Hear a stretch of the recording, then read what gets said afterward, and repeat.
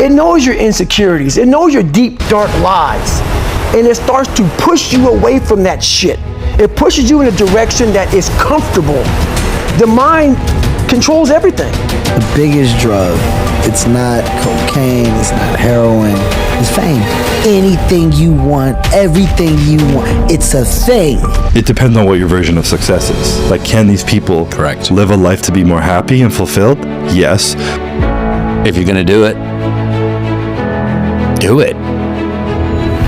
Say what you can do. Called him at 7:36 p.m. I remember the number. Hey, Pop. Hey, what's up, monkey man? So listen, can I talk to you about something? Sure. I said, Dad, I don't want to go to law school anymore. I want to go to film school.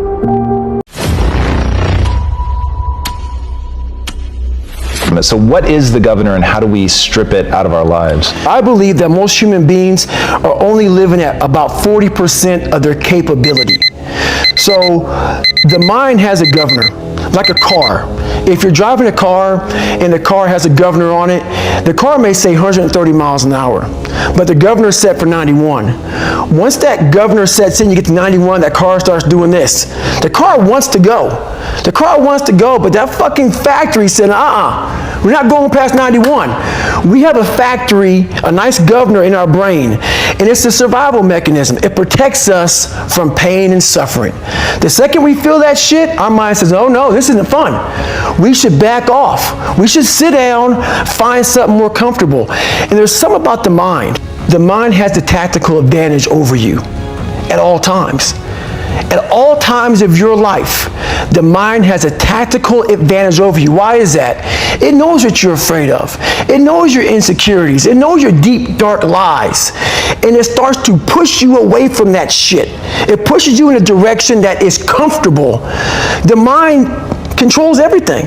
So what I realized was that when I was growing up and I was 300 pounds and I got all fat and I got all insecure, I realized that my mind kept taking me in this direction. When things got uncomfortable for me, when I was facing my insecurities, I was facing my fears, my mind said, oh no, we have the tactical advantage. We need to get you, separate you from this feeling over here. Life's all about feelings. We want the happy feeling. We don't want that feeling of this sucks. Why am I here? And you don't have any, so you can't answer those questions, so you leave. I started realizing that if in that moment you can answer those fucked up questions and you are now in charge of your brain versus your brain ruling you, that's where all that stuff comes from. So the 40% rule is all of that. You get to 40%, your brain says, we're done. Let's roll, man. This is starting to get painful. This is uncomfortable. So you sit down. You have to figure out ways, and everybody's different. That's how the book kind of talks about, like we all have these things about, 5 steps to this and 4 steps to this. It's a lot more than that. That's all bullshit. It's a practice that you have to, it's a habit. So if you know that at 40% I'm feeling pain. At 40% I'm feeling pain. That's where the 40% rule kicks in. Now it starts. Okay, I'm feeling pain. My mind's saying all this shit to me. It's saying get out of here, run, flee. The fight or flight kicks in. Okay, we're done. We're not good enough. It starts telling you all these things. You start to believe it because the mind controls all. This is the time where you have to gain control back of your mind. It's okay. Let me see if I can go 45%. And once you start giving yourself more and more hope and start realizing, okay, the mind starts to be, okay, what are you doing? We're supposed to be going right and you're going left. You start then controlling your mind. Start finding more in yourself, and then it goes from 40% to a lot further than that. But that's the start of it though. Get to the spot where your mind is saying stop. Wherever that is, you gotta get there first, and then that's when that shit starts to work for you. You gotta control yourself in that moment. The biggest drug, it's not cocaine, it's not heroin, it's fame. Anything you want, everything you want, it's a thing. And if you can't handle this thing, the consequences attached are severe. Do you know you, and are you okay with you? If you are not, it'll break you. the true definition of happiness for you. You start to really understand the adult that you have grown into and the level of maturity that has now, I guess you can say, have been banked inside the human that you are. You're banking so much over the years, and ultimately you're shaping and molding yourself into this grounded, hopefully this grounded individual that you're proud to look at in the mirror at the end of the day. I had to get to a place to where I was looking in the mirror and I was proud of what I was looking at, and I was okay with checking myself. I was okay with pointing out my flaws. I was okay with knowing what I do well and what I do wrong. And at the end of the day, there's no consequence to always improving. There's no consequence to growing.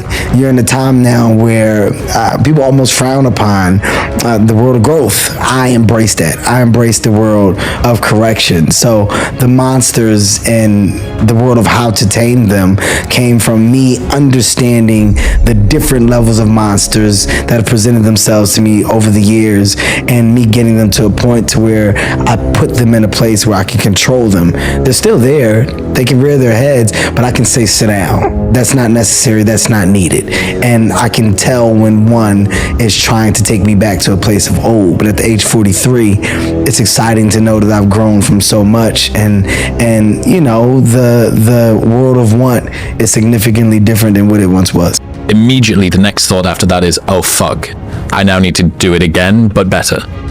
That's now the next minimum. Mm-hmm. Yeah, and I've had conversations with many people about the possibility of not having that and just being able to enjoy it and relieve the pressure on yourself. And you know, there's all these studies that come out talk about motivation and drive, saying that you can get more from coming from like a secure place rather than beating yourself up. And it's like, it depends on what your version of success is. Like, can these people live a life to be more happy and fulfilled? Yes. But will they be Michael Jordan and have 6 championships? Dude, probably not, you know? I love this topic. I love it so much. If you're going to do it,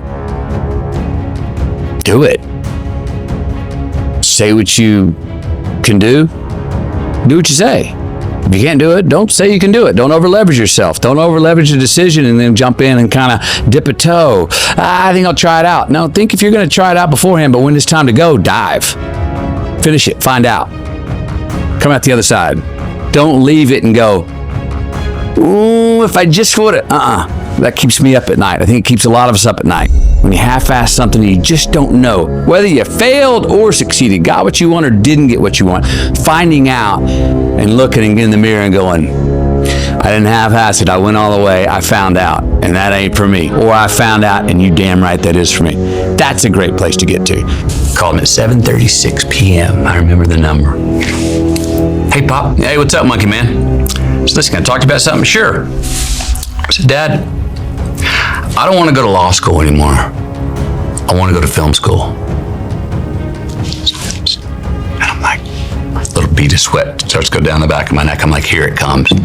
You want to what? I thought he was going to go into all this stuff about, like my ass. You think I'm paying for that? You know, that could be a hobby, but you know, that's not a drill job. I thought all this was coming. And after about a 5-second pause, he goes, I hear this. Are you sure that's what you want to do? Yes, sir.